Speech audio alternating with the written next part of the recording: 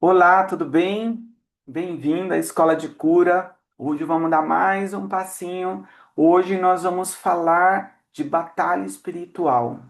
E batalha espiritual é uma coisa importantíssima na igreja. Já te recomendo um livro, tá bom? Que é do nosso querido Padre Alberto Gambarini, chama Batalha Espiritual.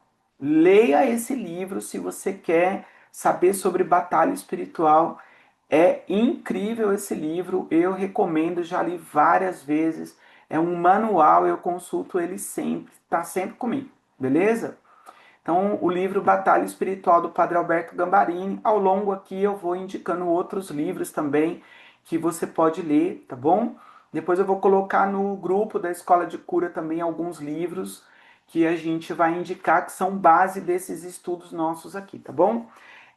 Hoje nós estamos entrando mais forte, mais firme na batalha espiritual. Até a semana passada, nós estávamos falando do ministro de cura, do ministro de libertação, como ele tem que se proteger, como ele tem que ter a vida de oração, os sacramentos, como que ele se prepara para ir para uma batalha. Você já viu um lutador de MMA, ou de boxe, qualquer esportista, ele se prepara meses, meses e meses. Nós temos um grupinho aí que está conversando para a gente fazer os caminhos de Santiago de Compostela. Então, olha só, uma pessoa para fazer isso, a gente tem um amigo agora que está fazendo 800 quilômetros. Imagina quantos meses você tem que se preparar, caminhar, o tênis, a roupa, tem que se preparar, não é isso? E um ministro de cura e libertação, será que ele tem que se preparar? Então, até a semana passada, a gente estava dando elementos. Então, olha, a vida de oração, os sacramentos, a comunhão, Eucaristia, adoração, tudo mais. E agora, hoje, nós vamos falar um pouco de batalha espiritual. Vamos falar um pouco dos sacramentais, vamos falar um pouco da cruz, poder da cruz sobre os demônios. Vamos falar um pouco das relíquias. Não sei se a gente vai chegar nas relíquias, mas nós vamos falar um pouco disso tudo aqui e você já vai ter mais ainda. Então hoje você vai aprender como se proteger e nós não estamos falando de amuletos, de sorte, não estamos falando disso. Nós estamos falando se proteger espiritualmente com os sacramentais, com aquilo que Deus deixou para que a gente pudesse combater o demônio, mas que também depois ele não encontre brechas na muralha. E eu gostaria que você imaginasse que a tua vida é um castelo e esse castelo ele tem as muralhas. Cada muralha, cada lado da muralha, ele é protegido. Então, Nossa Senhora, Eucaristia, a vida de oração e os sacramentais, eles estão dentro de tudo isso, tá bom? E vai nos ajudar muito a gente a ser mais forte, mais rígido na batalha espiritual. Então, nós aqui do ECM, quando nós vamos fazer encontros, nós levamos todos os sacramentais, nós entregamos uma cruz para as pessoas, nós usamos as relíquias, nós usamos óleo exorcizado, sal exorcizado, água, e nós vamos falar um pouquinho dos sacramentais. Vai dar para a gente falar tudo?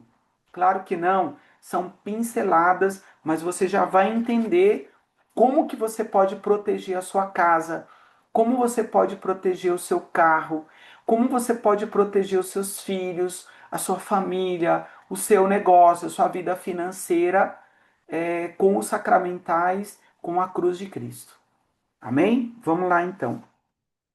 Os sacramentais. Então a palavra sacramentais não te lembra de sagrado? Sacramentais, não lembra sagrado? Então é algo sagrado. O sacramental é algo que está ligado ao sagrado. Tudo que é ligado ao sagrado, ele tem Deus, a presença de Deus aí, tá bom? E é disso que nós estamos falando.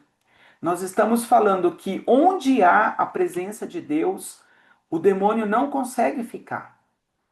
O demônio, as trevas, eu estou lendo um livro, gente, fantástico.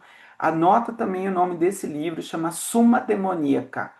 Summa Demoníaca. Não é um livro de terror, tá bom? É um tratado sobre demonologia de um exorcista do Vaticano, Padre Fortea, e ele é uma direção espiritual. Ele te ensina como que o inimigo age na nossa vida, como que ele, qual é a astúcia, como que. Essa semana passada eu tô lendo um capítulo, porque eu tenho esse livro há anos e eu tô relendo esse livro. Olha que coisa maravilhosa. Ele disse o seguinte: na batalha espiritual, nós temos a luz e temos as trevas. Quando nós imaginamos luz, nós imaginamos Deus, né? Nós imaginamos Deus aqui na luz. E trevas, o demônio, o inferno. E a gente imagina que há uma batalha entre o bem e o mal, não é assim? Nós imaginamos assim, eu sempre imaginei assim, que tinha o bem de um lado e o mal do outro. E o que que esse padre exorcista fala? Ele fala o seguinte, que na batalha entre o bem e o mal, Deus não participa. Deus, ele é acima de tudo isso. Porque se Deus participasse, não teria guerra. Porque ele é o sumo bem. Um olhar de Deus acabaria com tudo isso. Olha, gente, eu fiquei tão feliz com isso. Porque ele conseguiu mostrar num pensamento todo o poder que Deus tem. Então, não existe essa de que o demônio ele bate de frente com Deus e na batalha espiritual ele combate Deus e ele é forte igual Deus. O demônio seria o Deus das trevas. Não, o demônio é uma criatura de Deus e Deus permite ali que ele faça umas bagunças, mas Deus ele só observa. Deus ele não participa da guerra, porque o dia que Deus entrar na guerra, acabou a guerra. Não tem guerra. E eu fiquei muito feliz com isso, de saber que nós somos de Deus e nós estamos do lado de Deus e estamos do lado certo. Então, por que é que Deus permite tudo isso? Porque Deus, ele quer saber qual é a nossa escolha. Ele te deixa livre. Deus, ele te deu a liberdade de escolher se você vai estar entre o bem e o mal. E nós que estamos aqui somos já privilegiados, porque eu sei que nós já escolhemos o bem e não só escolhemos o bem, mas nós escolhemos ainda ajudar outros que querem também, outros que estão precisando. Então hoje, a formação de hoje ela vai servir tanto para você que quer servir, quer ser um ministro, já é ministro e vai usar essas ferramentas, vai usar isso na sua evangelização, quanto para você que está começando um caminho de cura, que quer ser curado e está fechando ainda os buracos da sua muralha, do seu castelo, porque está entrando bagunça, está entrando água suja em tudo que é lugar. Precisa fechar esses buracos. E é isso que nós estamos falando aqui. Bom, sacramentais. Então, sacramentais vem de sagrado. A Bíblia não menciona explicitamente o termo sacramentais, como é entendido na tradição católica. No entanto, há passagens que sugerem a importância de sinais e ritos sagrados como bênçãos. Então você já ouviu falar de bênçãos.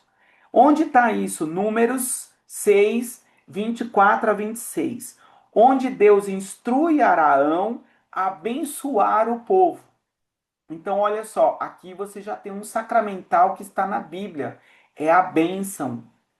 Antigamente, antes da gente sair de casa e quando a gente chegava em casa, as mães e os pais diziam: Deus te abençoe, meu filho. Vá com Deus por onde você andar, que o Senhor ande com você. Não é? Não era assim? E hoje nós perdemos esse costume. Então, essa aqui já é um sacramental. Abençoe todos os lugares que você entrar. Quando você entrar numa casa, você vai lembrar disso. Jesus disse: a paz esteja nessa casa. Você está abençoando aquela casa. Já é um sacramental. Depois nós temos a água benta na Bíblia, em Levítico 14, de 1 a 7, tá bom? Quando os evangélicos, quando o testemunho de Jeová, e minha família era testemunho de Jeová, quando entrarem, baterem na sua porta e falar que você que usa água benta, você tá todo errado, porque isso não tá na palavra de Deus, tá assim, ó, Levítico 14, de 1 a 7, onde a água é usada para a purificação. Ó, já é lá no Antigo Testamento, não é coisa do Novo Testamento, não. Os olhos, tá em Tiago, né, na carta de Tiago 5, 14 a 15, onde a unção com óleo é mencionada como uma forma de cura. Ó, aqui tem um sacramental importante, tá bom? O óleo, ele é usado como fonte de cura.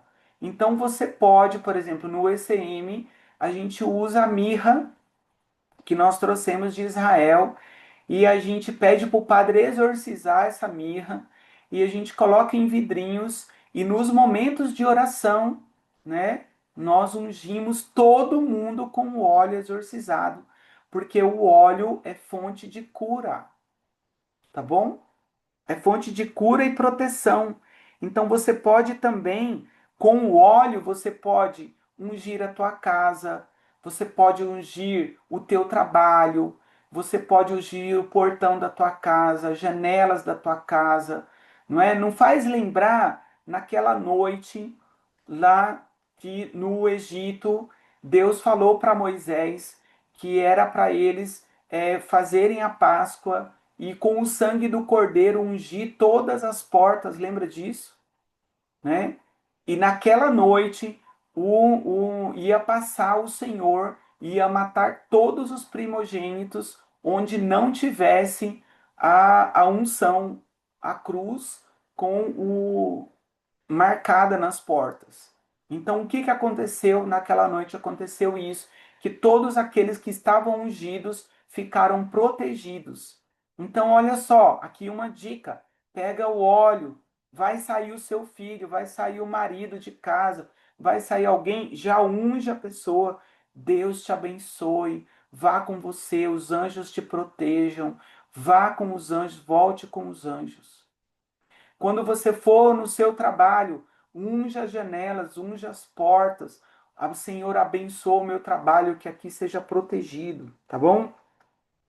A Igreja Católica desenvolveu a prática dos sacramentais com base na tradição católica apostólica e na autoridade de Jesus Cristo.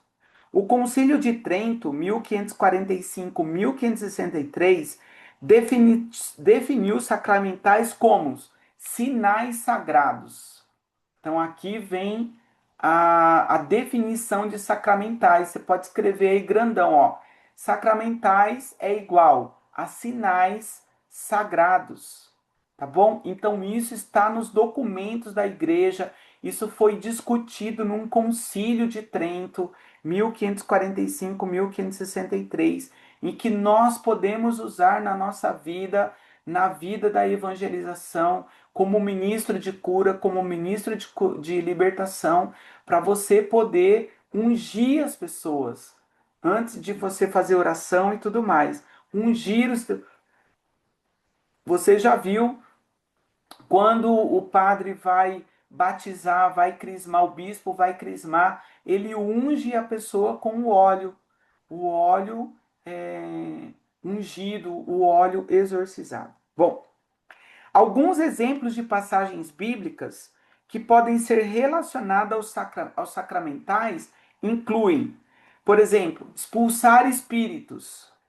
Está em Marcos 10, 1. Se você quiser anotar. Oh, desculpa, Mateus 10, 1. Onde Jesus dá autoridade aos apóstolos para expulsar espíritos imundos e curar doenças. Qual é a autoridade que Jesus dá? Como que Jesus falou? Aqueles em que vocês impuserem as mãos. Então, olha para mim aqui, ó. Quando você for orar por uma pessoa, você impõe as mãos sobre as pessoas. Isso aqui não é o teu poder, não é meu poder. Nós somos discípulos de Jesus e ele nos enviou. E quando ele nos enviou, ele disse: quando você encontrar um enfermo, um possesso, uma pessoa com dificuldade, você impõe as mãos sobre ela e elas serão curadas, elas serão libertas. Tá bom? Então nós também somos canal de graça, nós também somos sacramentais. Nós somos sinais sagrados na vida das pessoas. Então não tenha medo de impor as mãos sobre a pessoa, tá bom? Unção dos enfermos. Então a gente pensa, mas isso foi criado. Isso aí, olha só onde está isso. Marcos 6,13. Unção dos enfermos. Onde os apóstolos ungem com óleo muitos enfermos e os curam. Viu? Não é invenção da nossa igreja católica depois. Não, os apóstolos já faziam isso, gente. Eles iam na casa das pessoas doentes, ungiam ela com óleo e as pessoas eram curadas. E elas eram libertas. Eles impunham as mãos, ungiam com óleo. Não é isso que o padre faz? Não é um sacramento isso. Olha, gente, como é linda a nossa igreja. Defenda, ame a sua igreja, porque nós somos, a gente está continuando aquilo que os apóstolos faziam, aquilo que Jesus ensinou. Milagres pelas mãos. Olha isso que maravilhoso. Eu fico cada dia mais apaixonado pela minha igreja. Milagres pelas mãos. Onde está isso? Atos dos Apóstolos 19, 11, 12. Atos 19, 11, 12. Onde Deus faz milagres pelas mãos de Paulo.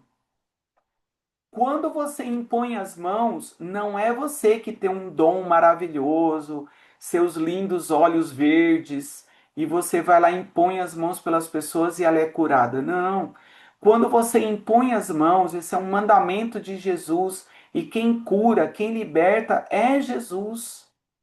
Mas é um mandamento do Senhor. Então você está apenas obedecendo o que o Senhor mandou, tá bom?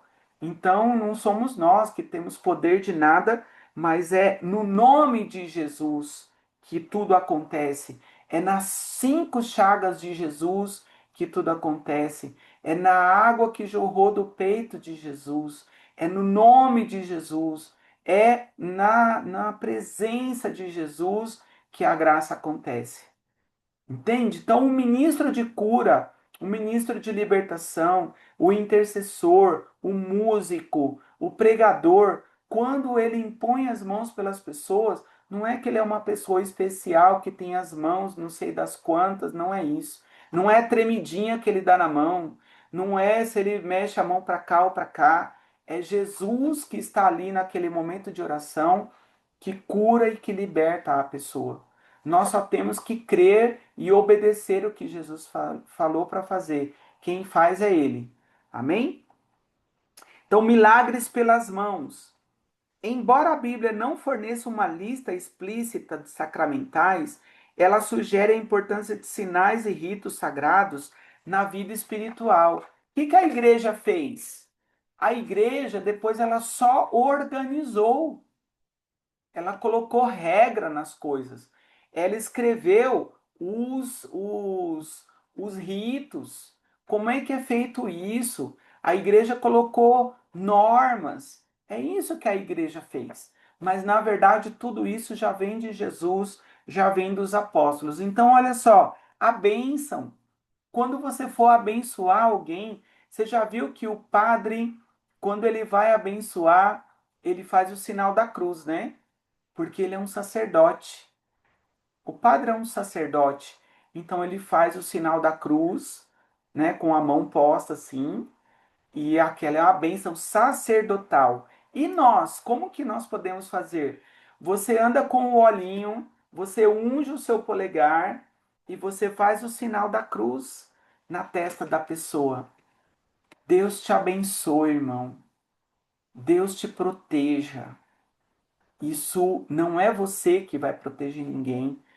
É Jesus que está ali na presença e que vai fazer. Então, ó, bênçãos.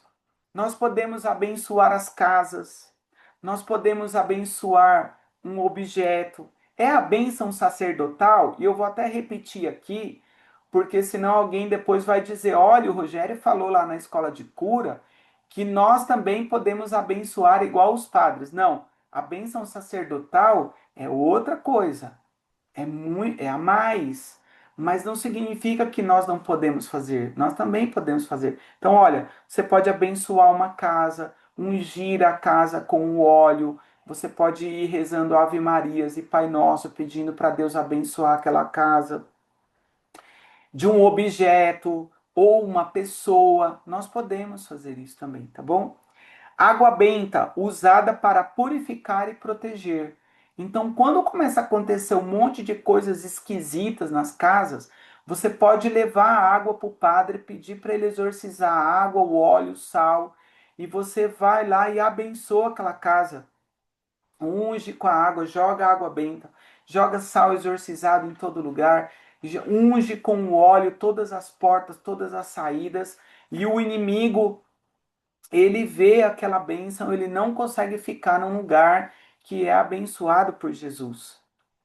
Depois nós temos as velas benditas, usadas em oração, altares e capelas, são sacramentais, são sinais sagrados, tá bom? É a luz, o Sírio Pascal, né? Ele é a luz de Cristo, significa a luz de Cristo. Você pode acender a sua vela lá, tá bom? Palmas benditas. Então nós temos, né, aqui na porta de casa, eu tenho as palmas que nós usamos no domingo de Ramos. Ela é abençoada. Você pode colocar na porta da tua casa, você pode colocar na entrada da tua casa. São sacramentais, tá bom? Medalhas, estátuas ou imagens sagradas. Então, olha, eu estou usando aqui uma medalha de São Bento que tem uma cruz, não é? Então, todos nós temos que usar a cruz. Depois, quando a gente for falar da cruz, você vai ver que coisa maravilhosa. Se a gente entendesse o poder dos sacramentais, a nossa casa ficaria protegida, a nossa vida, o nosso trabalho, o nosso carro, tudo nosso seria protegido, tá bom? Eu lembro antigamente que as avós, as mães, costuravam medalhinhas na roupa das crianças, costurava medalhinhas dentro da calça do marido, para o marido ir trabalhar, viu? O povo já sabia de tudo isso e nós perdemos todas essas coisas. Então eu tenho na minha carteira uma relíquia do Padre Pio, eu tenho medalha, eu ando, eu creio. No meu carro tem uma cruz enorme, tem a cruz, a medalha de São Bento atrás, porque são sacramentais, tá bom? Então, medalhas, estátuas ou imagens sagradas. Sacramentais de cura, com a unção de enfermos. Embora a unção dos enfermos seja um sacramento, existem sacramentais relacionados à cura e proteção dos enfermos, que são as medalhas. Você pode pedir para um padre exorcizar uma medalha, uma imagem, e levar até aquele enfermo que está doente e fazer uma oração por ele. É a bênção sacerdotal do mesmo jeito, tá bom? Depois tem os exorcismos, né? Então, existe um exorcismo particular que nós vamos falar dele aqui, tá bom? Vai chegar o dia que nós vamos falar do exorcismo do Papa Leão XIII. E agora você vai entender uma coisa, né? O Papa Leão XIV agora, ele é inspirado no Papa Leão XIII. Quem foi o Papa Leão XIII? Foi o que escreveu o exorcismo do Papa Leão XIII. Esse exorcismo, ele era lido, ele era rezado todas as missas, no final de todas as missas. Depois foi abolido antes do Concílio Vaticano II, não é? E nós podemos fazer exorcismo pelas pessoas? Não podemos. Só quem pode fazer exorcismo são padres autorizados pelo bispo, tá vendo? Mas nós podemos fazer o exorcismo na nossa vida individual. Você pode, o exorcismo do Papa Leão XIII, você pode fazer para você. você pode ler ele, você pode proclamar ele em voz alta para você na sua casa, você pode, tá bom? Então, às vezes na sua casa começam as batalhas espirituais.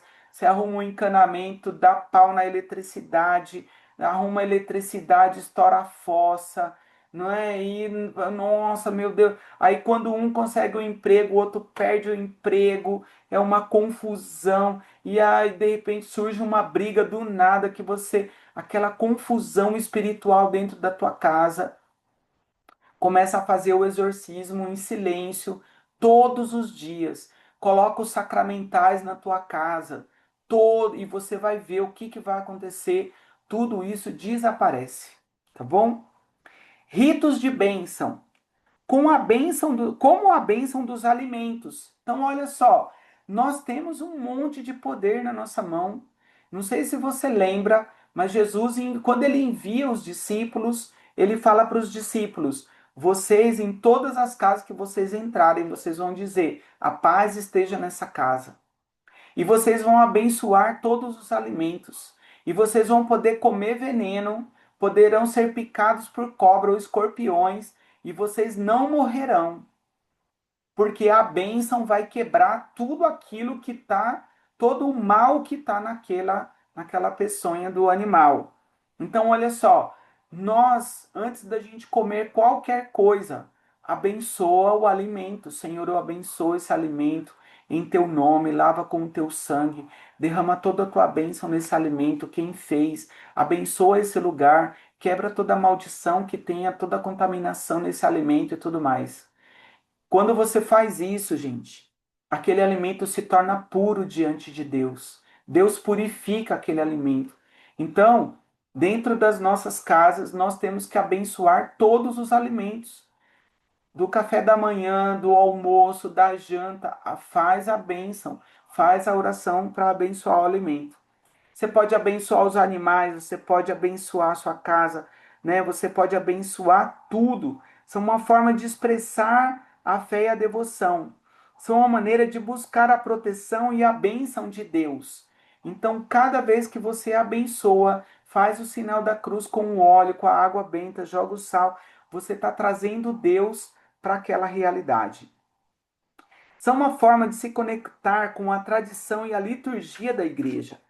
É importante notar que os sacramentais não têm o mesmo efeito que os sacramentos. Tá vendo?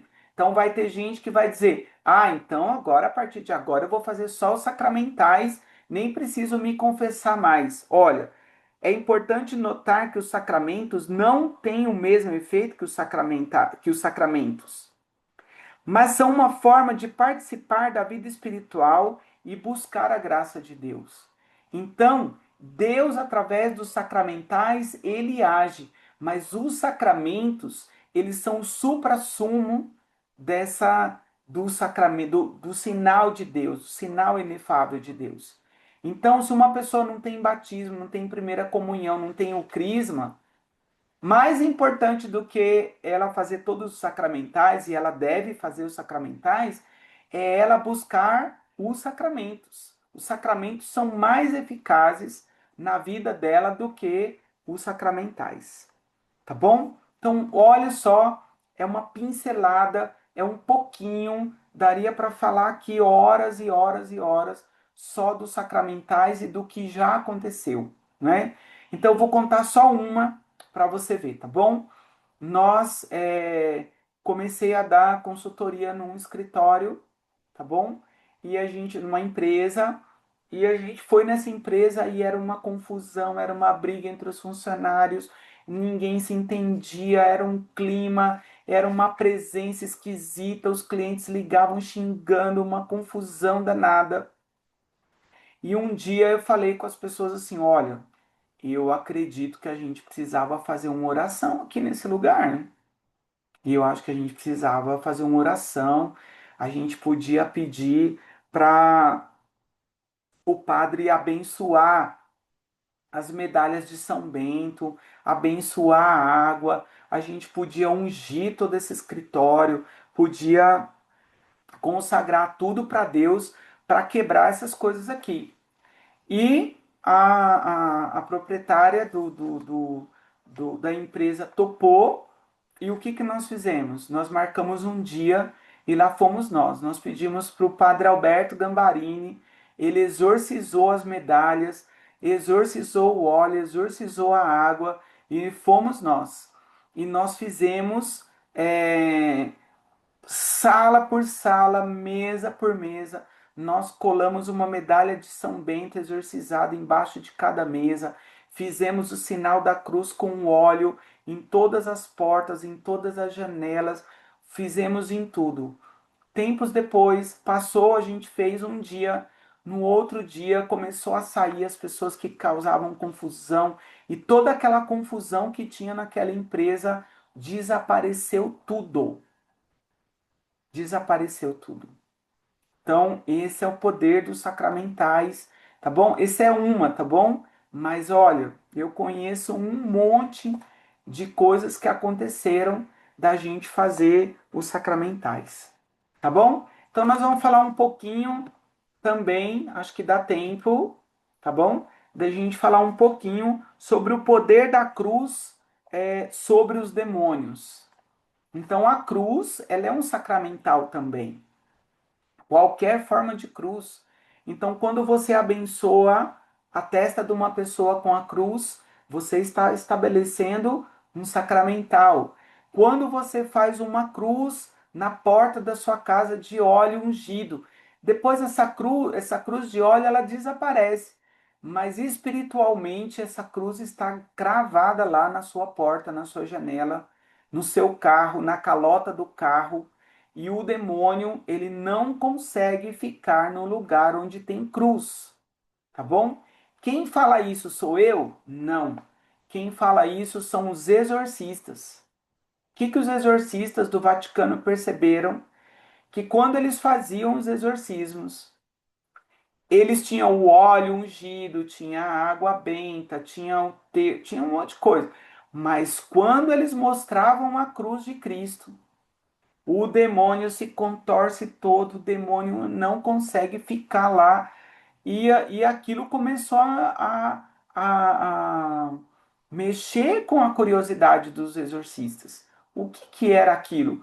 E um dia, eles interrogando um demônio no exorcismo, eles perguntaram para o demônio por que que quando mostra a cruz, por que que quando um demônio vê a cruz, ele fica tão apavorado?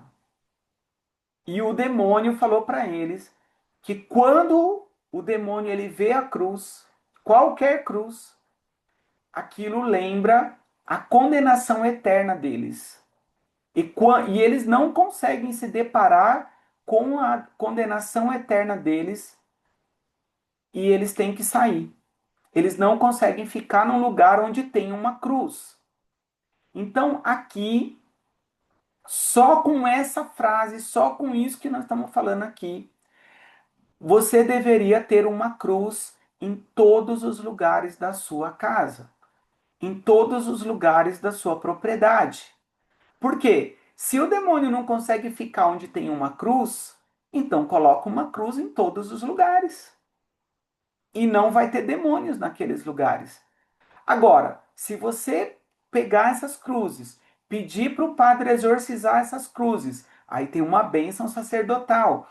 Depois você pega essa cruz, unge ela com o óleo exorcizado, joga água benta, joga o sal lá. Então você tem ainda mais sacramentais ali, a presença de Deus, e o inimigo ele não consegue ficar onde tem a presença de Deus. Então, só com esse ensinamento aqui, da cruz, do poder da cruz sobre os demônios. Quem é ministro de cura, ministro de libertação, intercessor, pode andar sem cruz? Então, se o demônio não consegue ficar onde tem uma cruz, eu posso andar sem cruz? Né? Deixa eu ver se eu, aqui consigo mostrar a minha cruz. Eu posso andar sem cruz, eu posso dormir sem cruz, eu posso ficar sem a minha cruz? Nunca! Nunca eu posso ficar. Então, o cristão ele tem que andar com uma cruz o tempo inteiro. E não é amuleto, viu? é presença de Deus, é sacramental. O demônio ele não suporta a cruz. E aí você vai entender por que que tiraram todas as cruzes dos tribunais, das repartições públicas, do governo, porque existem muitos satanistas, muitos satanistas que estão aí nesses lugares. E eles mandaram tirar toda a cruz de Cristo de todos os lugares públicos, por quê? Porque aí o demônio pode entrar nesses lugares. Olha que coisa maluca. Então, nós, como cristãos, o que que nós deveríamos fazer? Nós deveríamos andar com pequenas cruzes, com adesivo, e todo lugar onde a gente entrar, a gente tinha que grudar uma cruz em todo lugar que a gente, né, que já a gente já fica maluco, né? Mas a gente deveria fazer isso, porque se o demônio não consegue ficar onde tem cruz, então a gente deveria ir nos hospitais, grudar cruz em todos os lugares, e eles fizeram questão de tirar tudo isso daí. Bom, a cruz é um símbolo poderoso da vitória de Jesus sobre o pecado e a morte, e também é vista como uma ferramenta de proteção e libertação. Então, quando você for se armar para você ir fazer oração por alguém, tem que levar o crucifixo, tem que levar a cruz de Cristo contra as forças do mal, incluindo os demônios. Aqui estão alguns aspectos do poder da cruz sobre os demônios. Vitória sobre Satanás.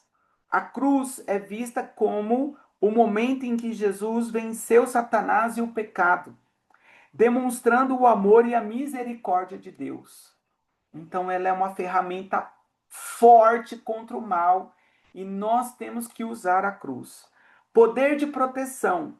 A cruz é considerada um símbolo de proteção contra as forças do mal e muitas pessoas a usam como um meio de se proteger contra ataques espirituais. Lembrei de um caso, eu acabei de ir aqui no triângulo, nas cidades históricas em Minas Gerais, e eu estava lá em Ouro Preto. Em Ouro Preto tem um rio que passa no meio da cidade. E olha o que que eles fizeram. Em cima da ponte tem uma cruz enorme, que ela tem já 200, 300 anos, sei lá quanto tempo tem aquela cruz. E aí eu perguntei para o guia por que que tinha uma cruz em cima da ponte. E olha o que aconteceu. Na época, lá 200, 300 anos atrás, os padres colocaram uma cruz em cima da ponte, por quê? Porque eles acreditavam que o mal vinha pela água. E quando o mal chegava diante da cruz, ele não conseguia entrar na cidade. Sabe por que que as igrejas são construídas no lugar mais alto e tem uma cruz? Por quê? Porque o demônio, quando ele vê a cruz, ele não consegue entrar naquela cidade. Gente, olha que coisa maravilhosa. Nós nunca pensamos nisso. Você pode entrar dentro das igrejas, todas as igrejas são cheias de cruzes. Por quê? Porque num lugar, tanto que os exorcismos, eles são feitos sempre dentro das igrejas. Porque dentro das igrejas tem tantos sacramentais, tanta cruz, que o demônio ele não tem força dentro da igreja. Tá bom? Então, quer dizer, a gente pode rezar pelas pessoas em qualquer lugar? Não. Tem que ser diante dos sacramentais, num lugar preparado para isso, tá bom? Libertação. A cruz é vista como uma ferramenta de libertação para aqueles que estão presos ao pecado sob a influência de forças malignas. Então você já viu nos filmes, quando se vai fazer exorcismo, eles encostam a cruz na pessoa e tem filmes que sai até fumaça, né? Tá bom? Porque queima ali, né? É, que, então a cruz é vista como uma ferramenta de libertação para aqueles que estão presos ao pecado ou sob a influência de forças malignas. Autoridade. A cruz é um símbolo de autoridade de Jesus sobre todas as coisas, incluindo os demônios. Diante da cruz de Cristo, diante do Senhor, o demônio se prostra, tá bom? Proteção das casas e das igrejas. Devemos pedir para os padres abençoar crucifixos e a fixar em todos os lugares das igrejas e propriedades para proteção espiritual contra o mal.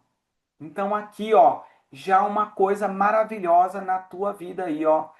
Já pensa todos os lugares da tua casa que tem que ter um crucifixo, dentro dos quartos, dentro dos banheiros, em todos os lugares, tá bom? Na Bíblia, há várias passagens que sugerem o poder da cruz sobre os demônios, incluindo Colossenses 2,15, Colossenses 2,15, onde é dito que Jesus despojou os principados e potestades, triunfando sobre eles na cruz. Tá bom? Então, ó, não é invenção da Igreja Católica, não é idolatria. Os apóstolos, Jesus já ensinou isso, tá bom? Que quando ele fosse elevado, lembra disso? Quando ele fosse elevado, ele venceria o mal, o demônio e o príncipe desse mundo. Hebreus 2, 14 e 15, onde é dito que Jesus participou da carne e do sangue para destruir o diabo e libertar aqueles que estavam escravizados pelo medo da morte. Muitas pessoas usam a cruz como um símbolo de proteção e libertação e também como uma forma de invocar a autoridade de Jesus sobre as forças do mal.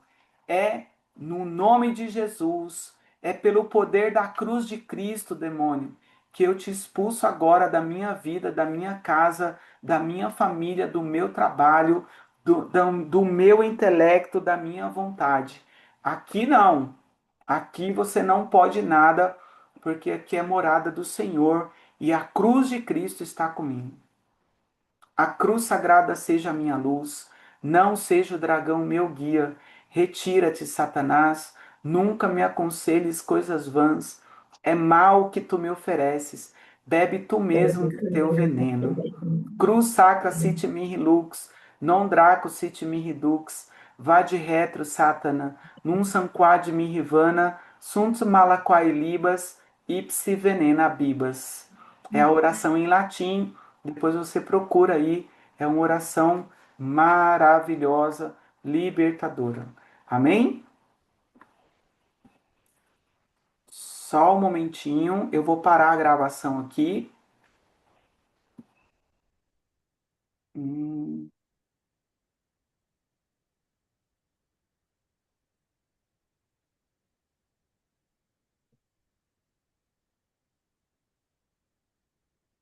que legal, hein?